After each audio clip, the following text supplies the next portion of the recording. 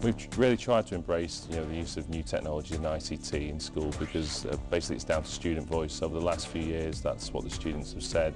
They really wanted to use or have more opportunities to use things like gaming in their lessons to really enhance their learning, so that's what we've tried to do. At saltash.net Community School, they've been using the Global Conflicts Palestine software, an interactive game that takes students deep into the heart of the Israeli-Palestine conflict, a thorny issue to tackle for any teacher. Some teachers sometimes can be a little bit nervous about covering things like religion and conflicts and things like that.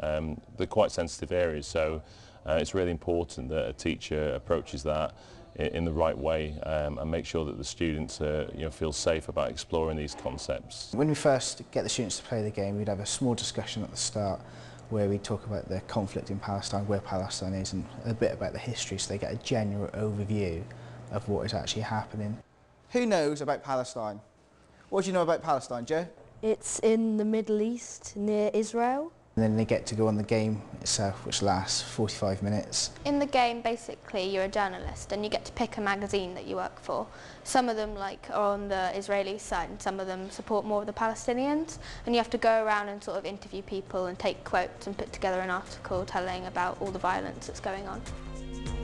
The game is set up into chapters, and each chapter reveals as part of a story, and you've got to find out the feelings of the people.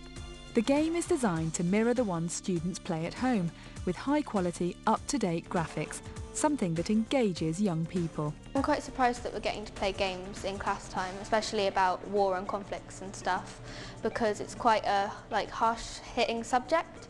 I think it's good that we've got a more interactive way of learning about that. Some people find it harder to learn with normal classroom and textile learning. They might find it easier with the computer games, and many people like computer games, and it's a modern way to get kids' attention. Once they've played the game, they've kind of formed their own opinions by writing their articles, by playing the freelance journalist. We come back round and have a group discussion and see if anyone's opinions have changed or new opinions have formed based on the Palestinian and Israeli conflict. So that leaves the question, who's in the right, the Palestinians or the Israelis? It's the country of the Islam, so it's kind of like... The Islam have more control. Yeah. We think they're both right, but they're both wrong, because at the end of the day, the Palestinians have the right to not be barged in. Sort some sort of plan out and half the lands and say that some people should go one place and the others should go the other place. It made me think about it more because I've heard about it on the news a lot, but I never really thought about it properly, and I think it's something important to learn and know about. I think the games made me feel a lot more sympathetic towards people that are going through that, because you don't really think about it properly. Playing the game's good because you're actually role-playing, so it's actually like you're part of that situation.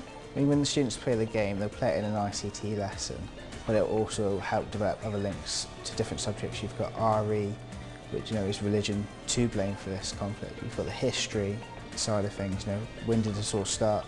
The geographical references, is it over the land? Why is this land so important?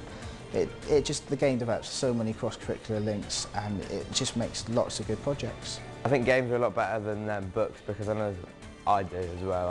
I generally get quite bored of reading textbooks, and playing games, it's a bit more fun. Children want to interact a bit more, so they want to learn a bit more, and in the end they do.